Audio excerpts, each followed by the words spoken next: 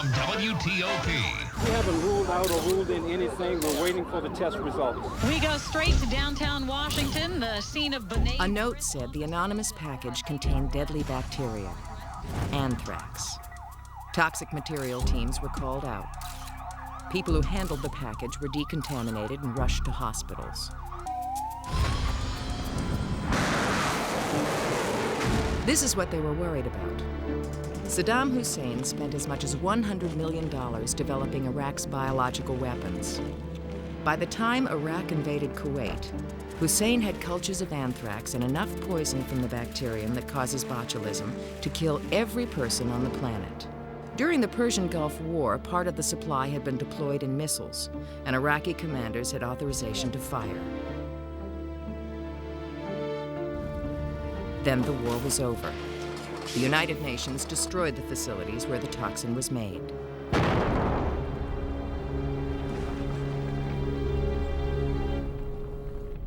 Even without the germs of war, people are spooked by the diseases caused by bacteria. Pneumonia, salmonella, meningitis, all caused by bacteria and passed among us every day. Infectious diseases is the greatest cause of illness and death in human history. It is now the third highest cause of death in the United States. Bacteria can make us deathly sick and often kill us. And just when we develop medicines to kill the germs, they do what they do best: mutate to resist our medicines.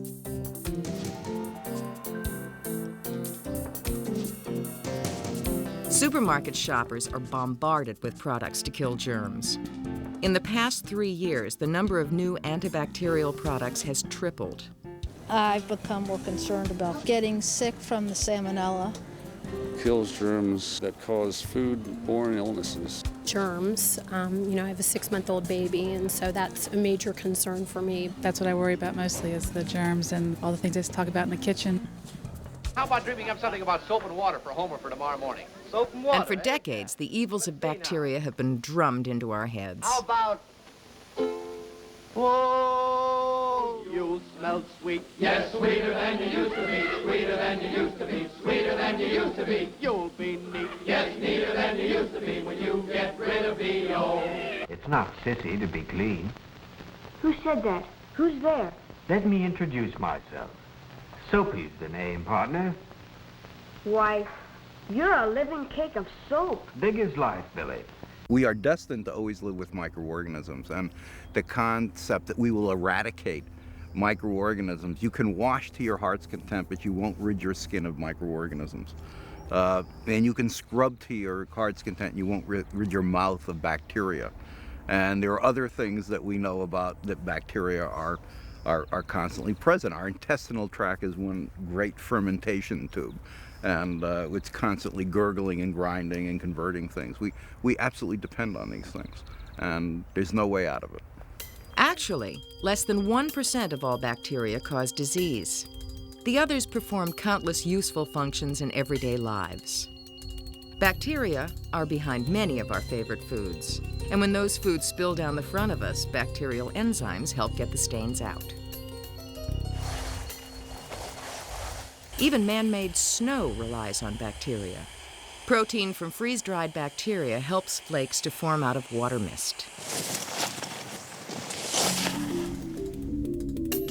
Bacteria are the oldest life form on Earth. They survive, even thrive, in some of the harshest environments. In the hot springs of Yellowstone, in pools of acid, in caves and crevices in the earth without light or air.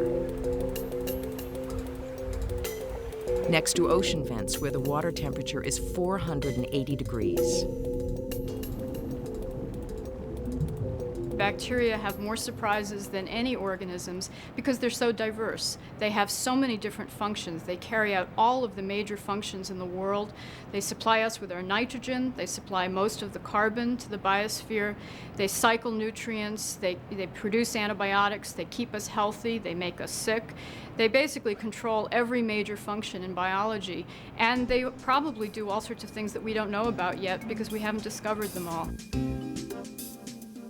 This is what a bacterium is, a single-cell organism with its own branch on the tree of life. Daisies, squirrels, and people on this side because their bodies are made up of many cells. It's the smallest of free-living organisms. About 1 million would fit on the head of a pin. Viruses are 100 times smaller, but they have to move into a host cell to survive. Bacteria come in a variety of shapes and sizes, and to reproduce, they simply divide. In many species, cell division occurs every 20 minutes. Bacteria have studied us more closely and more lovingly than any other creature. Even your dog can't give you the devotion that your bacteria do. They've explored and understood and taken advantage of every nook and cranny of the body to which they can gain access. We are born bacteria-free, but within hours we begin to be colonized with about 400 species of microbes on our skin, in our intestines, in our mouths, noses, and throats. There are more bacteria in our mouths than living people on the planet, more bacteria in our bodies than human cells. Billions are helping to digest our last meal. Those bacteria, E. coli, turn our food into sugars and processed vitamins. They also keep us healthy by occupying spaces that otherwise might be occupied by disease-causing bacteria. But even good bacteria like E. coli can develop deadly strains. Bacteria are good or bad, and sometimes they are both. Remember Saddam Hussein's biological arsenal? He raised bacteria with the graceful name of Clostridia botulinum. It causes botulism, a kind of food poisoning we got to know too well before processing methods were improved. When we eat it, we get deathly ill, and we die. It's about as potent a poison as is known, actually. Pound for pound, it will kill more things than anything else. 6 million times more deadly than rattlesnake venom, it is the most toxic substance on Earth. Botulinum toxin could be such a powerful weapon that it's been drafted for war since the 40s. Why don't you flame this here? Scientists suspected there might be a use for the toxin. Ed Shantz began his study of the toxin while working for Army intelligence during World War II. Until his retirement, he supplied all the botulinum toxin used in scientific and medical research in the nation. Eric Johnson has worked with him for the past 13 years. We purify it by several purification steps, and there's, I would say, 50 milligrams of toxin in this vial here, which is maybe 1 million lethal doses, so obviously we're very careful with how we handle it. You want a sample? After all his years of research, Dr. Shantz had the imagination to see another application for the toxin.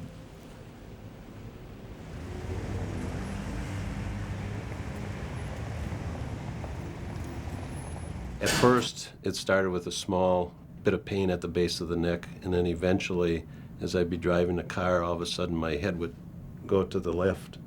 And the only way I could get it back was to take my hand and push it back. Howard Thiel suffers from spasmodic torticollis, a painful disorder caused by hyperactive muscles that twist the neck and can permanently tilt a person's head to the front, back, or side. About 150,000 Americans suffer from this condition. You're going to hit the machine. Where's a pipe? Dr. Shantz wondered if the toxin paralyzes muscles, perhaps a tiny amount would relax overactive muscles. There you go. Ooh, I'd love to hear that. Buddy, deep. At 1/1000th the lethal dose, the deadly toxin becomes a healer. Yep. That's a good spot. Yep. Good. One left. And the minute I got my first injections, the pain was gone. I mean, it was just, it was a great, great feeling. My life had been given back to me. It's ironic when you take a toxin that can kill people, and all of a sudden it's saving lives. it's ironic, and it's a great thing. Clostridia botulinum are strange organisms. Under the right conditions, they grow quickly into large populations. Then the cells destroy themselves, the bacteria die, and the deadly toxin is released. To start a batch of toxin and complete it for medical use, it takes about 3 weeks. And in that time, we can prepare enough toxin to supply the medical profession for many, many years. And all of it in a tiny tube, as you see on the bench. There is promising research that botulinum toxin will help millions of people suffering from conditions associated with hyperactive muscles, such as Parkinson's disease, cerebral palsy, multiple sclerosis, and stuttering. In the meantime, botulinum toxin has become very popular among plastic surgeons like Rhoda Narens. She uses tiny doses of toxin to remove the traces of worry and squinting without a scalpel. It doesn't hurt much, but it isn't cheap. A single treatment costs over $500. Where you're recruiting from, frown for a minute. Okay, relax. Relax. Do it again. Not a lot. Relax.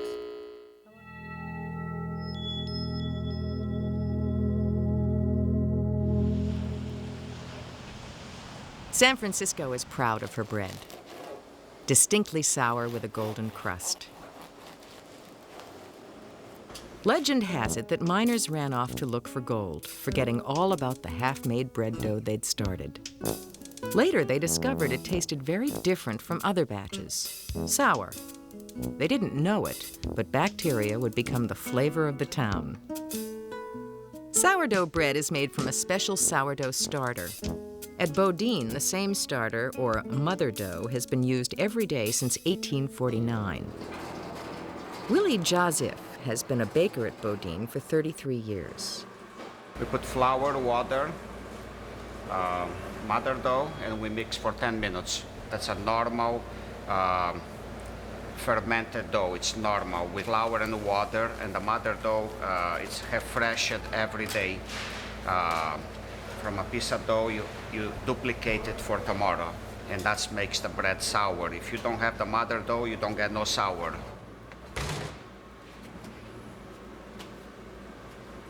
No one knew what exactly gave sourdough bread its flavor until 1970, when researchers from the United States Department of Agriculture uncovered the secret of the sour, a unique strain of lactobacilli bacteria. They named it, as you might expect, Lactobacillus San Francisco. For so many years, people produced this product really not understanding what was going on. Now, scientifically, we understand what is actually happening to produce that loaf of bread. The art is now melded with the science. The steam out of the oven comes and all that flavor, all that smell, you know, people get all, so good. It's everything. Mother dough, San Francisco, the fog, the bacteria, the climate. A glass of milk, a slice of cheese with your bread? Call on bacteria.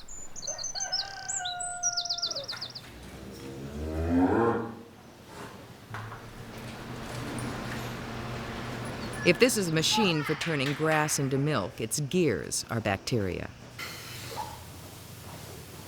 Trillions of bacteria are at work in the first of 4 stomachs in a cow.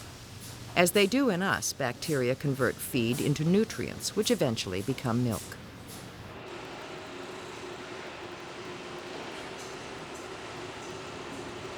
When the milk is used to make cheese, bacteria play starring roles. Specific bacteria provide the different flavors of cheese and put the holes in Swiss cheese. We put it into a warm room at about 70 to 74 degrees, at which point the propionibacteria form gas, and the gas accumulates and we have eyes. Sounds pretty good. A little solid over here. There we go. Smell that. Nice eyes. primo. And then there are the bad bugs. You've probably heard of necrotizing fasciitis. Maybe you know it better as this. Flesh-eating bacteria. The villain is a group A streptococcus, the bacterium behind strep throat. It's commonly found on skin and in throats, and usually doesn't cause problems. But another strain can kill with frightening speed. 11 people died in England in 1994 from a type that destroys human tissue at a rate of an inch an hour. Outbreaks of the disease swept through the headlines and popular culture. Please tell us it's nothing. He has necrotizing fasciitis from the alligator bite. Oh my God. What is this, oh my God? What is this, oh my God, fasciitis? Is this what I think it is? Is this the flesh-eating bacteria? Yes. Oh my God. It infects 1,500 people a year. It may be comforting to note that more people are hit by trains than by this bacterium. Or maybe not. Now's not the time to panic. We have a lethal strain of streptococcus from an unknown origin. 3 patients are dead. The health marshal's in my office. When would be a good time to panic? These are invasive diseases. Infections that occur when strep enters the bloodstream, lungs, or muscles. It's the kind of thing that suddenly killed Jim Henson, the creator of the Muppets, in 1990. Who gets these deadly strains of Group A strep and why remains a mystery. Today, doctors at Children's Hospital stated that one of the children allegedly poisoned by Jack in the Box hamburgers died this morning from complications.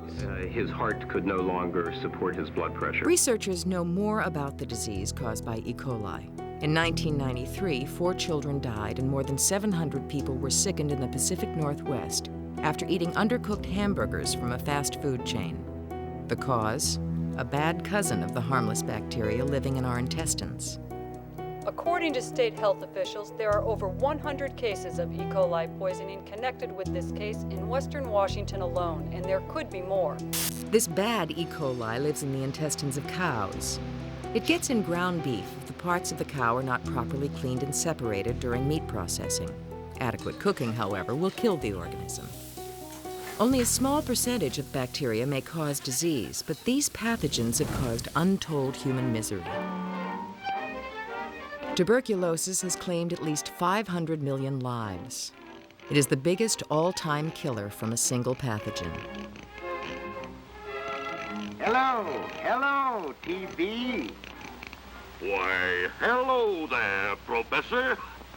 Well, there you are. Tell us about yourself. Sure, I love to talk about myself. Bacterial diseases have a long and brutal history. One of the most devastating was Black Death, or bubonic plague. The disease, transmitted by fleas, marched across Europe and Asia in the 14th century and killed a third of the population. The death rate from bubonic plague was 90%. With no medicines to fight the bacteria, doctors could do nothing to cure infectious disease.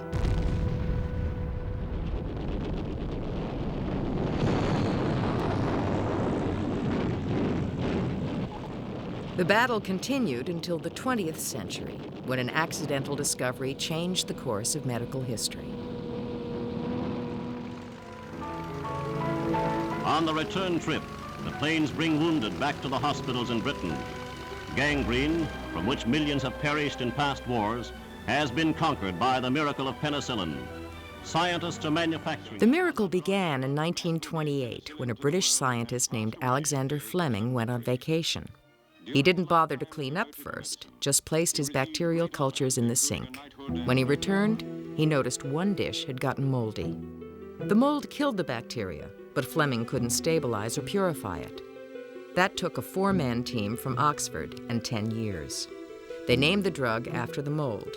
Penicillium led to penicillin. Thousands of men, thanks to penicillin and plasma, will come home to their thankful families. The whole world of peace to come will reap the benefits of this great wartime medical discovery. Science has... Penicillin was the dawn of a new age in medicine. At last, doctors had the power to heal. It seemed man had infectious disease on the run. In the 40s, when antibiotics really came into general use, there was such a kind of high that developed because we were taking things like streptococcal blood poisoning and pneumonias, gonorrhea, syphilis, and all of these things were being cured. It was a miracle. 4-year-old Elijah was a sick little boy, and his mother Vivian was worried. He wouldn't eat, he wouldn't play, he wouldn't do anything. He'd just lay there. He said his foot was hurting him. I asked him, did he step on something or did he hurt his foot? And he said no. It was very unusual. And after his fever wouldn't go down, I knew it was serious. As an experienced mother of 5, Vivian had never seen an illness like this. After 2 days of high fever, she brought Elijah to the hospital. And I didn't know what happened, and it wasn't any cuts or bruises, wasn't any sign of something had happened to him. And I was confused. I didn't know what it was. I had no idea. Does it hurt when I go like that? Does it hurt when I go like that? Vivian learned Elijah's fever and pain were caused by a bacterial infection in his foot. Does it hurt? The bacterium, called pneumococcus, usually causes ear infections. But in Elijah's case, it got in his bloodstream and lodged in the bone. The doctors prescribed antibiotics and expected Elijah to feel better in a couple of days. But 5 days later, Elijah's fever had not gone down. The antibiotics were not working. In the late 70s, we produced in the pharmaceutical industry antibiotics active against resistant organisms in 3 or 4 different classes. In the early 80s, these products all came to the market, and everybody, all physicians said, well, now we've got something active against all the resistant organisms. And the message that came back to the pharmaceutical industry from the medical community was, in fact, that they really didn't need any more new antibiotics. I think that that was a certain segment of the medical community who didn't understand bacteria and understand how bacteria change and modify and adapt. This is one way bacteria adapt. A bacterium with a plasmid, plasmids hold genetic information, will connect with another bacterium. A copy of the DNA is transferred. The new DNA may dictate a new food or energy source or tell how to dodge an antibiotic. This sharing is passed on and on to other bacteria, even among different species, and it can happen in less than an hour. You could say that, well, if organisms really began to exchange information, then all bacteria would kind of be the same. They'd be in an amalgam, but they're not. Each one is kind of very individualistic in terms of what they do and how they survive, and each one has a gimmick in order to survive so that it has its place, as it were, in the world. That's little comfort for Elijah and his mother, as the doctors try to find out why he is not getting better. The heavy weapons of medicine are brought out to pinpoint his bone infection.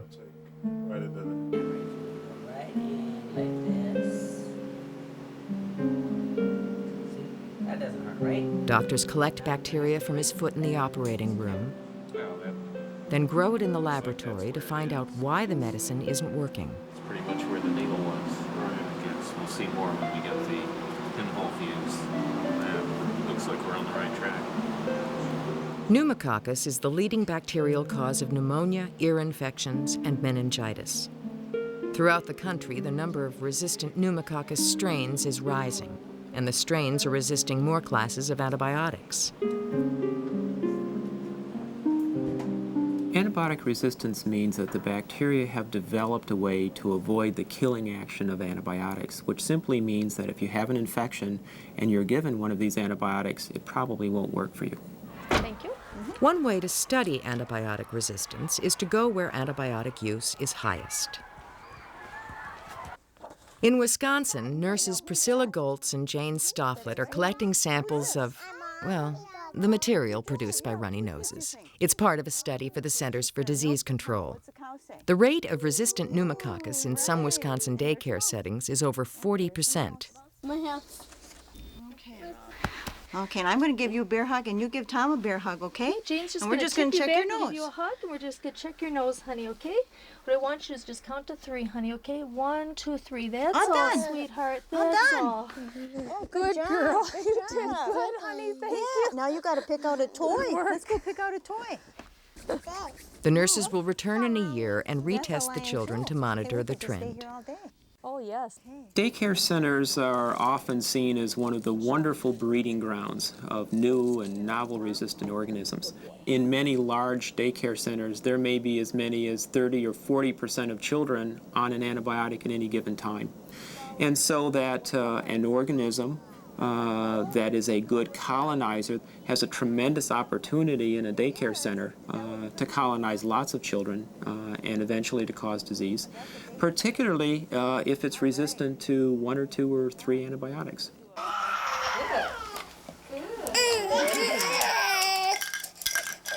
Millions of children take antibiotics for ear infections or to prevent them. If the medicine doesn't kill all the bacteria, the infection returns and more antibiotics are prescribed. Doctors are concerned about the overuse of drugs, but don't see many alternatives. Really easy for him to take, and his temperament is just so much better. He's happier. Because one of the things I want to do today, besides go through a well child checkup, is find out what we need to do for him in terms of his repeated ear infections. Right. Okay. So we'll talk about that in a couple of minutes. You know, we've talked about the bacteria called the pneumococcus bacteria. Right. That is probably the most common bacterial cause of ear infections. Mm-hmm. And that's the one that's showing more signs of not responding well to antibiotics. Oh, okay. Hi. Look at you. Looking at your She still has a lot of fluid.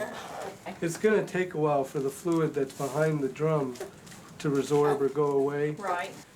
So with the way his eardrums are looking, I think we ought to put him on a preventative antibiotic. Okay. And we'll just do that for at least 4 to 6 weeks. Okay. When they're real uncomfortable and obviously bothered, Right. I think it's hard to just let that go. Especially from a parent.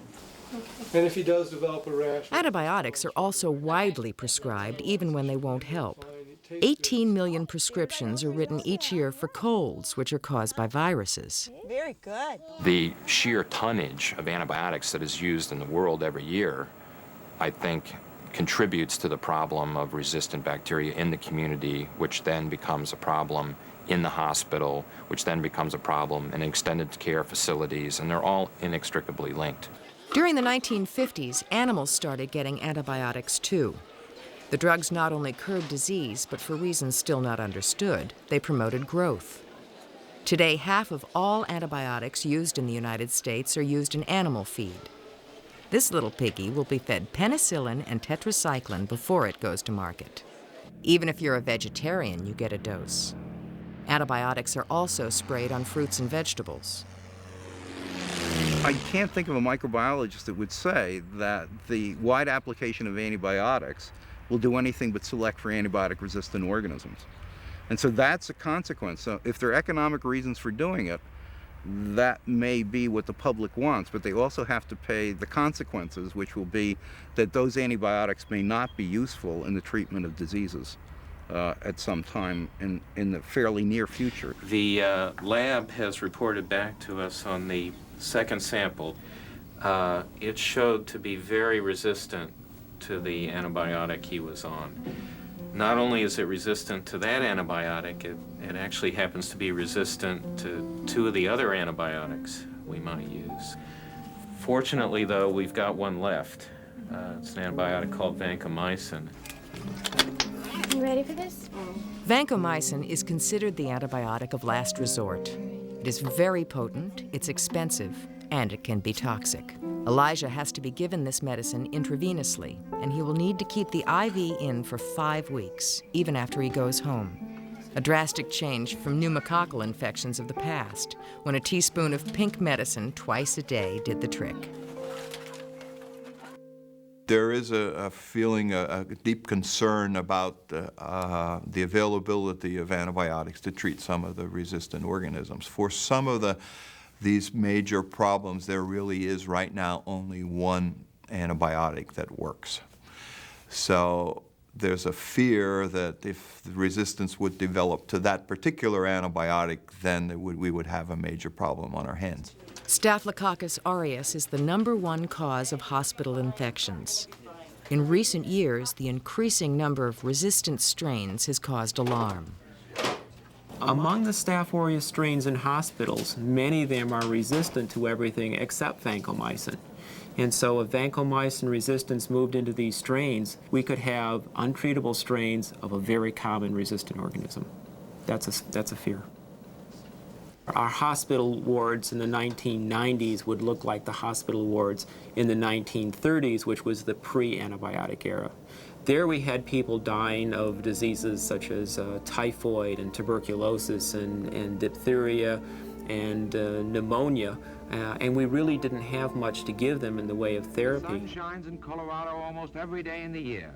It has happened. A patient in a Tokyo hospital developed a vancomycin-resistant staph infection.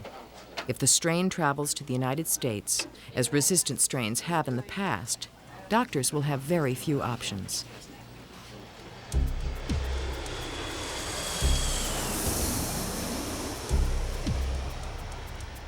One of the factors that has led to a global increase in resistance among bacteria is the fact that we have very mobile populations of people. You have international travel where you can literally take a resistant organism and transport it from one continent to the other in less than a day. So it's a major problem around the world. Some resistant strains of disease are untreatable and potentially deadly. In 1994, a Korean woman flew from Baltimore to Chicago to Honolulu. Unknown to her, she had an active case of multi-drug resistant tuberculosis. After the woman died from the disease a month later, the passengers on the flights with her were tested. 15 tested positive for TB. These people may or may not develop active tuberculosis. If we've learned anything from the last 50 years of the antibiotic era, this race is going to continue. It may accelerate because we'll have new antibiotics as well as new classes of antibiotics in the future. But I think we'd be naive to think that just because we have a new class of antibiotics that's active against a currently resistant microorganism, that this process is going to stop. I don't believe that it will. With the vancomycin, we need to worry about things like the renal toxicity and the ototoxicity, and that's the real problem with the organisms that cause resistance. So we have a long haul ahead of us. It's going to be going home on IV antibiotics. Essentially, we have very few options to offer him. You didn't even stop to say hi, did you? Yeah. Elijah is ready to go home. A nurse will visit him there to set up his IV. He will be monitored carefully to make sure the antibiotic is not damaging his kidneys. 6 weeks later, Elijah's infection is finally gone.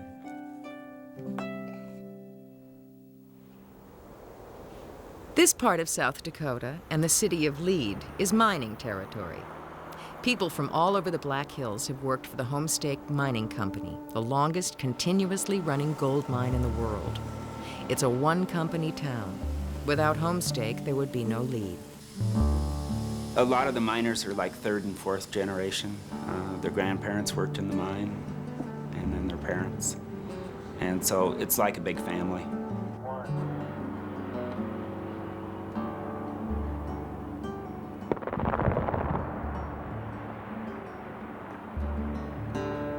It takes 6 tons of rock to produce just 1 ounce of gold.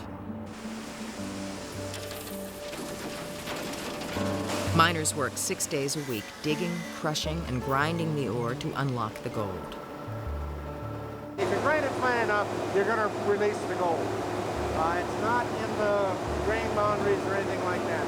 It's actually free gold.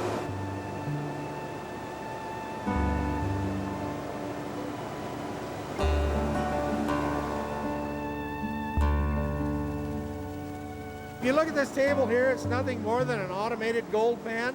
It's doing the same thing the old timers did in the stream, except it's much more efficient and it's doing a lot faster and a lot more material. See that little golden streak coming down the table? That's the gold. But that streak is only half the gold in this ore. To extract the rest, the rubble goes to giant tanks of cyanide. Cyanide dissolves gold just like sugar dissolves in water. It makes a pure solution out of it. After the gold was extracted, the cyanide solution was dumped into the town's Whitewood Creek, killing everything in the water. For over 100 years, the creek ran black. The Environmental Protection Agency gave Homestake 1 year to develop a plan to get the cyanide out of the creek.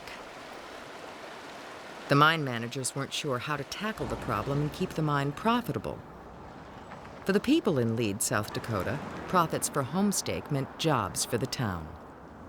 There's very few things besides cyanide that will dissolve gold, and they're a lot nastier than cyanide.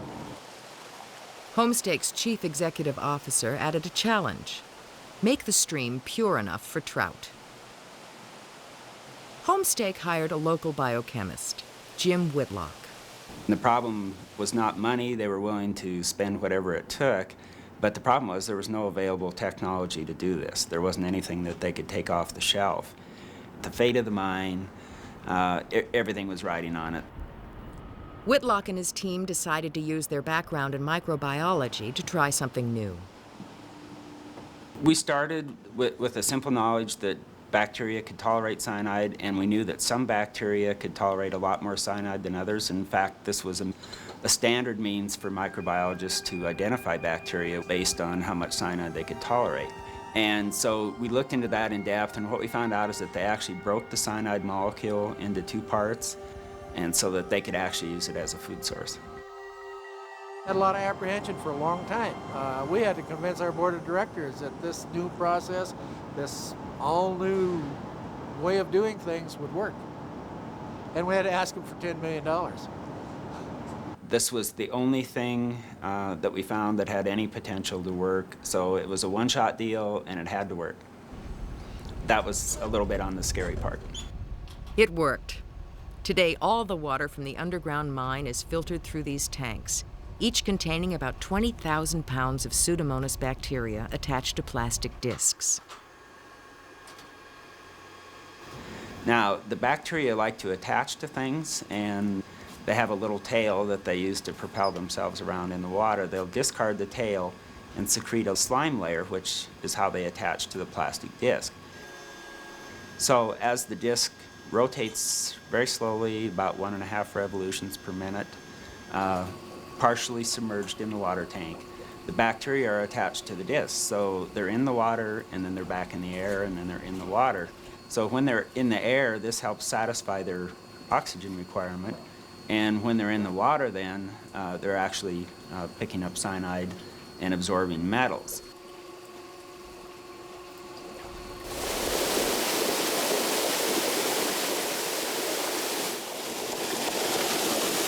Every day, 4 million gallons of clean water pours out of the treatment plant and into the Whitewood Creek. Once the plant went online in 1984, within 6 months, there were fish moving into the stream. Fish, of course, are the best chemists of all. You can't fool them. It's either okay for them or it isn't. Meet the canaries of the Homestake gold mine. Before the water goes through the pipe and into the creek, trout kept at the treatment plant give the final approval. The fish were happy. The Pseudomonas had plenty to eat as they broke down the cyanide for food. The bookkeepers were happy too. So we were looking at a chemical process that would probably have cost us $3 to $4 million a year for chemicals and operation, and we ended up with a biological process that cost us approximately $500,000 a year to operate. Today, the ore blasted out of the earth provides work for 1,000 local residents and uncounted trillions of bacteria. The result is 1,000 bars of gold a year.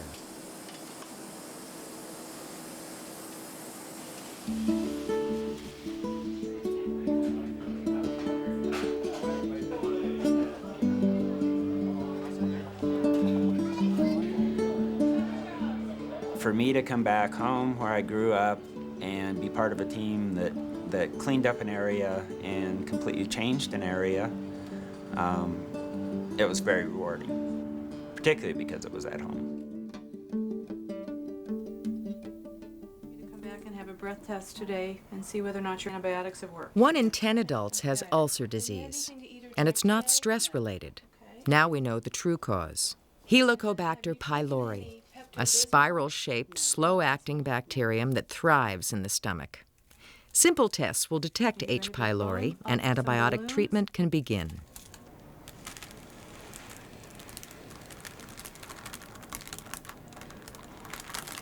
Very good. We have our first sample.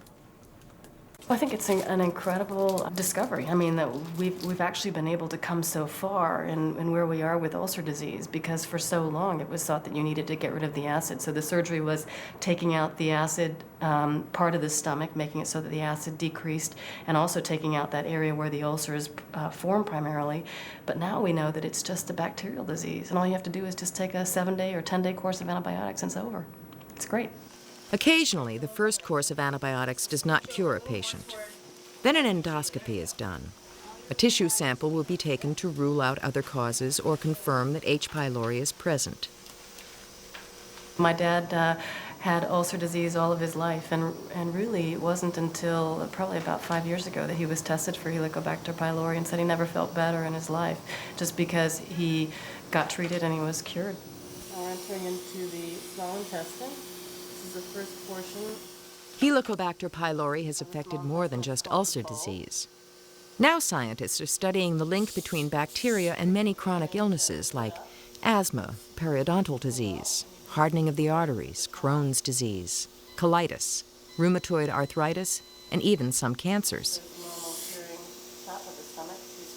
If even one of these diseases proves to be caused by bacteria, and thus goes from the incurable or where the cure is a very radical and unacceptable to many patients, take it off that list and put it on the list of diseases that can be readily cured by antibiotics, that would be a major contribution. This is the Institute for Genomic Research, or TIGER. Here they pull out a bacterium's genetic blueprint, its DNA, and break it into chunks that a supercomputer pieces together.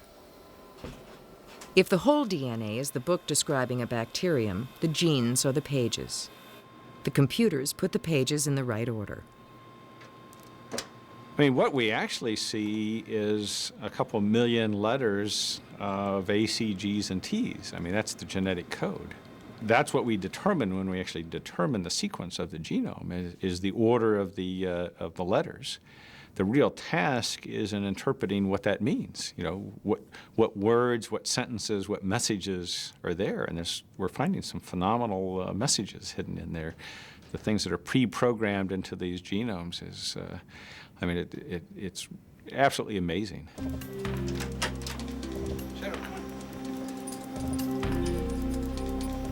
In each one of these genomes that we do, it increases our ignorance quotient quite substantially.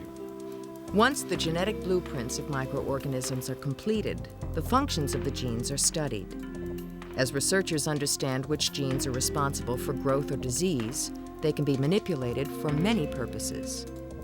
And it's given us insight into a much larger question. We like to think that we're highly evolved, and therefore our chromosomes are probably highly evolved, and bacteria are primitive. Well, in fact, the opposite is true. The bacterial chromosomes are very highly evolved. If you think of organisms that replicate every 20 minutes to an hour, and they've been doing that for billions of years, they've gotten very efficient at everything they do. So there's no wasted letters in their alphabet. Essentially, they're wall-to-wall genes for all practical purposes. Understanding the genes of microorganisms also opens up thousands of new targets for antibiotics, vaccines, and industrial applications. It's amazing the diversity that's out there. We know a tiny fraction of 1% of what's out there. And the smartest thing we could do in this research is, go try and find new ways to culture thousands and thousands of new microorganisms and find out their genetic code and find out what's there. It's going to revolutionize virtually everything we do. Yellowstone National Park is one of the richest places on Earth for all microbial life. Bacteria thrive in the extreme conditions found in the pools. Tourists see the spectacular scenery. Researchers come to understand how life can survive.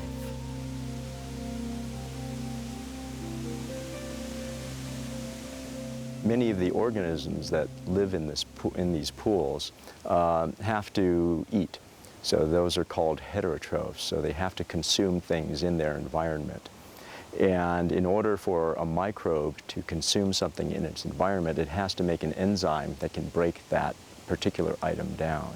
Well, if we see a piece of wood in this hot pool and we pull it out and we see that the outside of that piece of wood is bleached white, you automatically ask the question, how did that happen? So when we look at the microbes associated with that wood, studies have shown that these microbes have that capacity because we've cloned the genes from these organisms that encode those particular enzymes and have found that in fact they are adapted to breaking down these wood fibers under these extreme conditions. By cloning the genes that produce whitening enzymes, they can turn it out in quantity. That means paper companies can use bacterial enzymes to whiten paper and lessen the need for chlorine. It's good for the environment, and it's big business. Enzyme production is an $11.5 billion a year industry.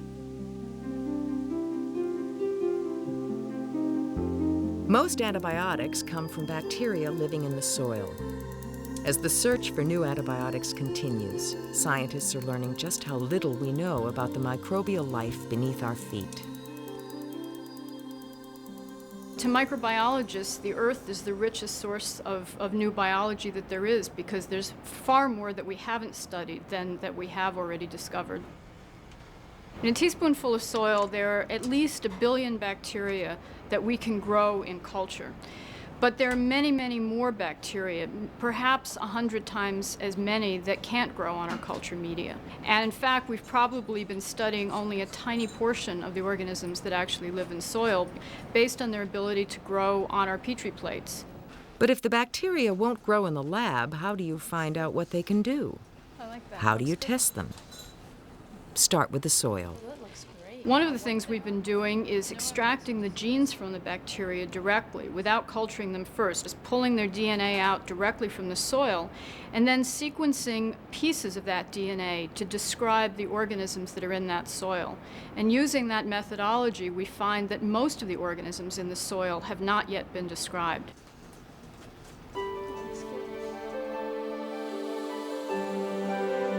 The search for new microbial life has taken researchers from backyard soil to the ocean floor to the heavens.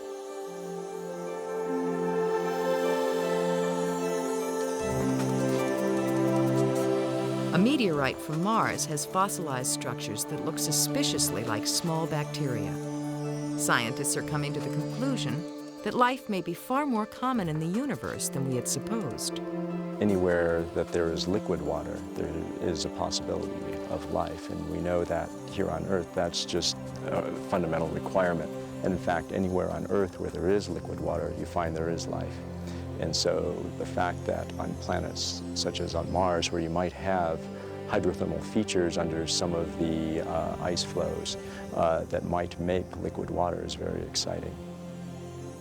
The experts say this is the beginning of the golden age of microbiology. Industry, medicine, the definition of life itself are all being changed by single-celled creatures you and I can't even see. Everyone should look at pond water at least a few times a year if you're a microbiologist, because now the days of technology and DNA and high-tech things, it is nice to go look in a microscope every once in a while and look at that life and that diversity of life, because you can't just put it in a vacuum or look at it as a bunch of A's, T's, G's, and C's and a chromosome. This is not life in itself. So you should go look at pond water. Everyone should look at pond water, and they'll understand in that instant is more about a feeling about what life is than almost any other kind of experience they could have.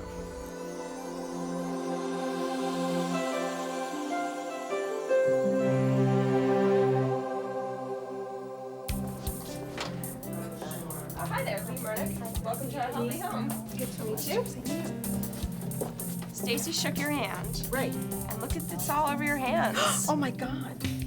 This shows how germs are transmitted from hand to hand, person to person, and from surfaces.